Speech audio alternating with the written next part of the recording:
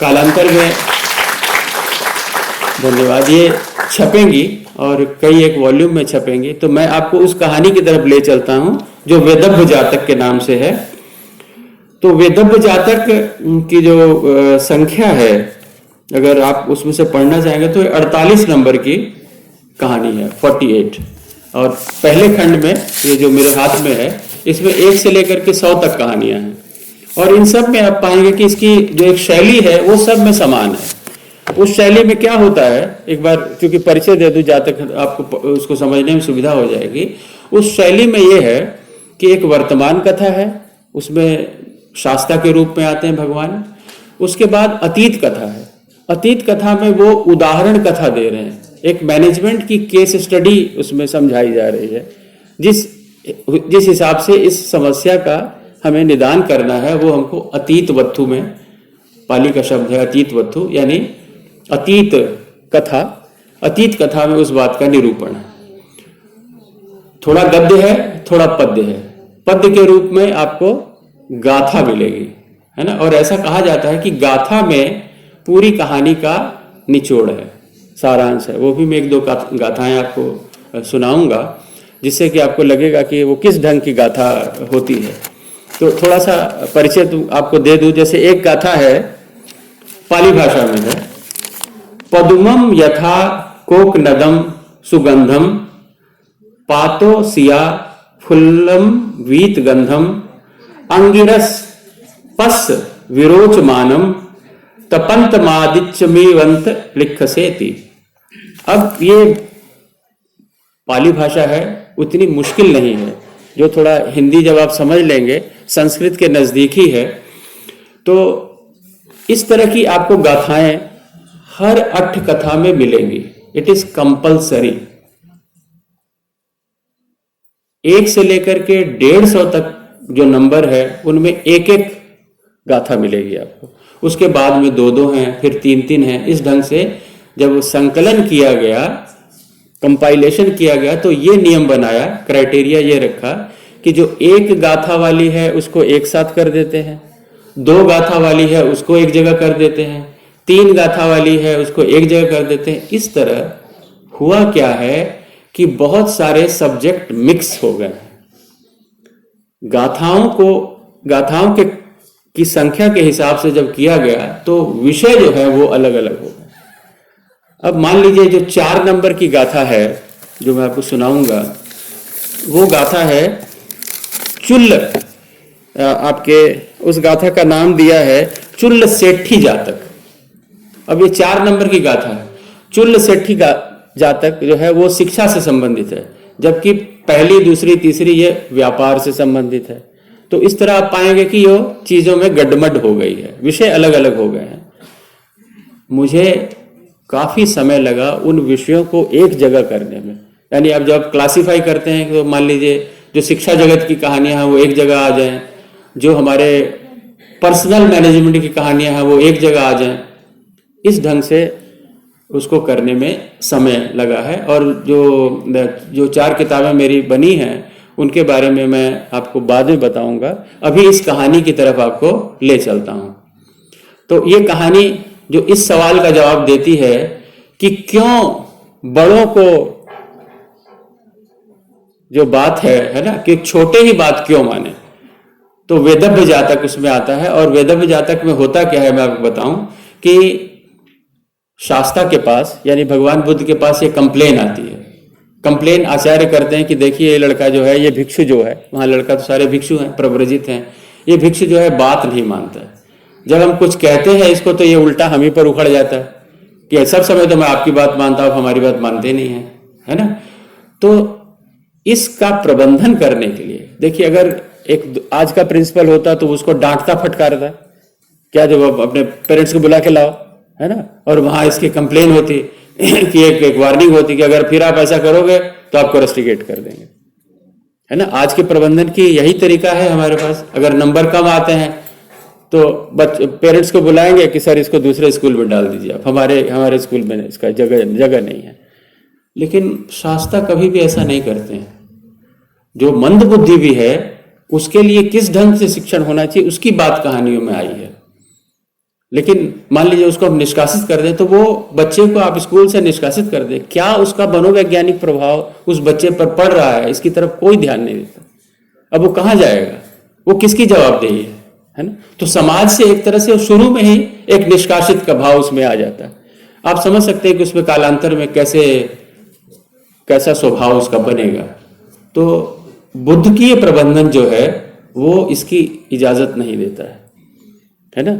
मैं फिर बीच बीच में आपको ये दे देता हूँ इसलिए क्योंकि मेरे पास समय कम है और बताना ज़्यादा है, इसलिए मैं साथ साथ में आपको ये भी थोड़ा बुद्ध की प्रबंधन का भी बता देता हूँ कि इसमें क्या, दोनों में अंतर क्या है, आज के प्रबंधन में और बुद्ध की प्रबंधन। तो बुद्ध जो है वो इस ढंग से कभी बिहेव नहीं करते कि जो सुनने वाला है उसका मन आहत हो, या हम कुछ ऐसी बात कह दें जिससे किसी का कुछ नुकसान हो जाए। उसे वो एक कहानी के माध्यम से समझाएंगे, उसका मनोवैज्ञानिक उपचार करेंगे, मनोवैज्ञानिक ढंग से समझाएंगे ताकि वो बात उसको समझ में आ जाए। और इसलिए देखिए जरूरी ये हो जाता है कि जो टीचर है वो बहुत अच्छी तरह कम्युनिकेट कर पाए बच्चे के साथ। उसका कम्युनिकेशन स्किल जो है बहुत महत्वपूर्ण है। आप लोगों को बीएड एमएड में ये बात जरूर बताई जाती है कि किस तरह कम्युनिकेट करना है। और कम्युनिकेट करने का मैं देखता हूं कि शास्त्रा एक इतना अच्छा ज्वलंत उदाहरण है कि किस तरह कम्युनिकेट करना चाहिए। जो सामने आपकी बात सुन रहा है उसके बारे में शास्त्रा के पास जानकारी है, उसकी सामाजिक आर्थिक पृष्ठभूमि क्या है, वो बच्चा कहाँ से आ रहा है ना, उसकी मानसिक स्थिति क्या है, उसकी पारिवारिक स्थिति क्या है, किस सांस्कृतिक पृष्ठभूमि से हुआ है। इस ढंग से उसको कहानी बना के कहेंगे, वो जो कहानी होगी, इसलिए आप पाएंगे समस्या एक ही है कि बच्चा मेरी बात नहीं मान रहा है, शास्त्रा के पास कंप्लेंट आ रही है कि ये अवज्ञाकारी है, ये मेरी बात नहीं मानता है। अब उसको समझाने के लिए देखिए कहानियां अलग अलग रूपों में आपको मिलेंगी। उसका कारण क्या है? उसका कारण ये है कि जो भिक्षु है, जो श्रोता है, जिसको समझाना है, उसकी पृष्ठभूमि अलग अलग है। इसलिए कहानी इस ढंग से गढ़ी जाएगी जो उसके अनुभव जगत का हिस्सा हो, और ये कम्युनिकेशन स्किल के लिए बहुत ज़रूरी है। हमने एमबीए में भी देखा है, लोगों को जब ये बात पढ़ाई जाती है कम्युनिकेशन स्किल, तो ये बताया जाता है कि कम्युनिकेशन की जो सार्थकता है, सफलता है, वो इस चीज़ में नहीं कि आपने कितनी अच्छी तरह बताया, कितना साफ साफ बताया, कितना एक्सप्लेन किया, नहीं, कितना उस श्रोता तक पहुंचा, आपकी बात कितनी पहुंची, ये सबसे ज़्यादा महत्वपूर्ण है। अगर वो जो कहने वाला है उसकी सारी की सारी बात अगले को समझ में आ गई 100%, तो वो कहते हैं कि आइडियल कम्युनिकेशन हुआ। इसलिए आप पाएंगे कि जातक कथाओं में, अतीत कथाओं में विभिन्नता है। समस्या एक ही है, लेकिन उदाहरण कथाएं जिसके माध्यम से समझाया जा रहा है वो अलग अलग हैं। तो यहाँ जिस कहानी की मैं बात कर रहा हूँ, वेदव्य जातक, उसमें एक ब्राह्मण की बात आई है, और वो ब्राह्मण जो है वो कुछ ऐसे मंत्र जानता है कि जिससे वो एक खास नक्षत्रों की जब स्थिति होती है उसमें वो मंत्र पढ़ के मोतियों की, रत्नों की वर्षा करवा सकता है। ठीक है, इसका मतलब जो श्रोता है जिसके लिए कही जा रही है वो इस पृष्ठभूमि से आया है, वो मंत्रोच्चार पाठी या उनके परिवार में इस तरह होता होगा, वो इस ढंग से वो अतीत कथा बनाई जा रही है। खैर, अब मैं कहानी पर आ जाता हूं। तो वो आचार्य उसको कहता है ना, कि अब हम लोग उस दिशा में जाएंगे वहां। तो अपने शिष्य के साथ, आचार्य के साथ, बोधिसत्व एक चरित्र है, वो दोनों जंगल से गुजर रहे हैं, और वहां जंगल में कुछ लुटेरे बैठे हैं, है ना, लुटेरे बैठे हैं। उसका यहाँ वर्णन इसलिए दिया है कि आपको ये बताना है कि हमारी जो विद्या है वो भी कितनी महत्वपूर्ण हो सकती है ना। आचार्य की जो मंत्र विद्या है वो कितनी महत्वपूर्ण है। तो वो उसको पकड़ लेते हैं और वो कहते हैं कि इतना पैसा हमको दीजिए। अब जो शिष्य है वो कहता है कि गुरुवर आप यहाँ रहिए, मैं पैसे का इंतजाम करके लाता हूँ। जैसे अब हमारे यहाँ रैंसम होता है, मांगते हैं आज भी कि बच्चे को पकड़ लिया या फिर पकड़ लिया, गिरवी बना लिया और उतना पैसा लाइए, हम उसको छोड़ देंगे। ये इस घटना का उसमें उल्लेख मिलता है। अब जो बोधिसत्व चला गया है पैसे का इंतजाम करने, और आचार्य जो है उसको, जो डाकू हैं, जो गिरोह है, उन्होंने बांध दिया हुआ एक पेड़ के साथ। अचानक आचार्य की नजर पड़ती है कि नक्षत्रों की वही स्थिति बनती जा रही है आकाश में। तो वो बुलाते हैं एक को, जो गिरोह का सरदार था, कि भाई ऐसा है, तुम लोग मुझे किस लिए बांधे हुए? भाई हमको इतना पैसा चाहिए। तो पैसा तो मैं तुमको बहुत दे सकता हूं, लेकिन मुझे तुमको फ्री करना होगा, मैं मंत्र पढ़ूंगा, है ना, मेरे में इतनी शक्ति है। अच्छा, इधर जो बोधिसत्व है ये जाने के पहले आचार्य को कह गया था कि आचार्य अपनी विद्या का उपयोग यहां मत कीजिएगा, इन लोगों के सामने अपनी विद्या का प्रयोग जो है उसको मत यहां कर दीजिएगा, ये छोटा है। बोधिसत्व जो है वो शिष्य है, और बोधिसत्व मना कर रहा है अपने आचार्य को कि ऐसा मत कीजिएगा।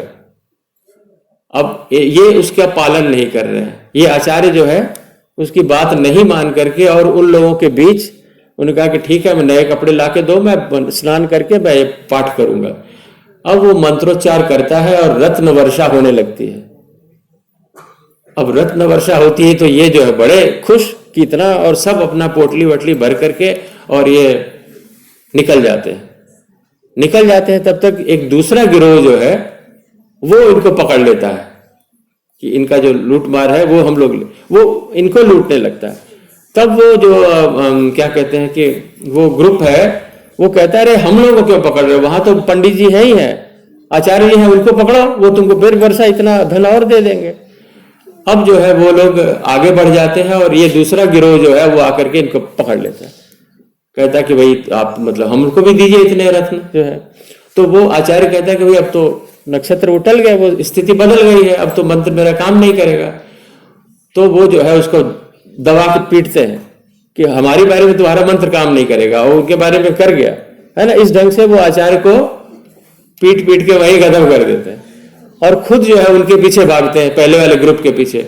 अब उन दोनों ग्रुपों में हो जाती है तलवारबाजी, वो एक दूसरे को मारना काटना शुरू कर देते हैं, और अंततः क्या होता है कि 2 बचते हैं, बाकी सब समझिए इसी में समाप्त। अब ये 2 जो हैं ये कहते हैं कि भाई ऐसा करते हैं, हम लोग सारा ये धन लेकर के आगे बढ़ जाते हैं, आगे गांव है, कुछ भूख लगी है, कुछ खाना पीना करते हैं। अब ये दोनों आगे बढ़ते हैं और एक जगह बैठ करके वो कहता है एक को कि आप यहीं बैठो, मैं गांव से खाना ले आता हूं। तो वो सारा धन जो है, एक आदमी बैठा रहता है और दूसरा गांव में जाता है खाना वाना खा के, और वहां से उनके लिए ले आता है पैक करवा करके। लेकिन उसके मन में ये भावना आ जाती है कि ये जो है ये आधा धन ले जाएगा, क्यों ना मैं ही पूरा ले लूं, इसमें विष मिला देता हूं खाने में, तो ये खाएगा, ये मर जाएगा, और मैं सारे धन का मालिक हो जाऊंगा। अब देखिए वहां ये मानसिकता जो है वो काम करने लगती है, लोभ काम करने लगता है। अब ये आता है और वो विष मिला जो खाना है वो कहता है कि भाई मैं तो खा के आया हूं, तुम इसको लो, और मैं सोने लगा हूं। तो वो लेट जाता है, और जब ये खाने लगता है उस समय इसके मन में आता है कि अरे अब फिर ये आधा आधा हो जाएगा, क्यों ना, ये तो सोया हुआ है, इसको मैं तलवार से काट दूं और सारे धन का मैं मालिक बन जाता हूं। इसके मन में भी वही लोभ है, तो वो तलवार से उसका गर्दन काट देता है, और उसके बाद खुद खाना खा लेता है। तो वो भी गया और ये भी गया, दोनों मर जाते हैं, धन वहीं का वहीं पड़ा है ना। अब बोधिसत्व जो है जब लौटता है धन का लेकर के और देखता है उस जंगल में तो सारी लाशें ही लाशें बिछी, तो उसके मन में ये भावना आ जाती है कि इस आचार्य ने मेरी बात नहीं मानी और यही काम कर दिया जो मना करके गया था। अब आगे आते हैं तो आचार्य को देख लेता है कि भाई आचार्य भी मरे पड़े हैं। फिर और आगे बढ़ता है तो वो 2 लाशें मिल जाती, तो उनको बात बोधिसत्व को सारी समझ में आ जाती है। और इसलिए एंड में ये बात कही गई है कि छोटे को क्यों माननी चाहिए बात, क्योंकि अगर आप बात मानने की आप में वो अभ्यास ही नहीं रहा तो आप बात कभी मानोगे ही नहीं। माने आप आचार्य बन जाओगे ना, तब भी आप बात न मानने की आपको आदत रहेगी। कोई अच्छी बात भी बोली जाएगी ना, आप कहोगे नहीं, है ना। तो ये सोच, आपके सोच में वो भावना घुस जाएगी कि बात नहीं माननी है। तो जो ये अवहेलना है ना, ये आपके स्वभाव में आ जाएगा। इसलिए आवश्यक है कि छोटे जो हैं, जो विद्यार्थी हैं, वो अपने आचार्यों की बात माने। इस ढंग से शास्त्रा ने अपनी बात समझाई उसको कि जब आचार्य तुमको कहते हैं, उपाध्याय कुछ कहते हैं करने के लिए, तुम उसको बात मानना सीखो, बात मानने का अभ्यास करो। पहले तो सबको अच्छा नहीं लगता, कोई हम पे वो करेगा, क्यों हमसे कह रहा है, इस ढंग की भावना हम में भी आ सकती है। हम अपने बड़ों के प्रति कई बार अवज्ञाकारी हो जाते हैं कि हम, है ना, ये गलत कह रहे हैं। उनके पास एक अनुभव है, वो कुछ बात कह रहे हैं और पहले आप उस बात को परख लीजिए, है ना। लेकिन वो तभी आप जब एडल्ट हो गए, आप में इतनी समझ है कि आप इसको क्रॉस चेक कर सकते हैं। जब बचपन में तो आपको ये आदत सीखनी चाहिए कि बड़ों की बात माननी। आचार्य जो तुम्हारा भला चाहते हैं, ये तो सच है, आचार्य हमारा भला चाहते हैं, जो बड़े हैं, हमारे माँ बाप हमारा भला चाहते हैं। तो जो हितैषी है हमारे, अब अगर आप उनकी बात नहीं मानने का आप में अभ्यास है, तो जब आप बड़े हो जाओगे और तब भी कोई अच्छी बात होगी तो नहीं मानोगे। मैं अब इसको ज़्यादा व्याख्यायित न करूं, आप स्वयं समझदार हैं। और एक इसी तरह की कहानी आती है, वो कहानी थोड़ा शॉर्ट है, छोटी कहानी है। उसमें भी आचार्य और शिष्य की बात बताई गई।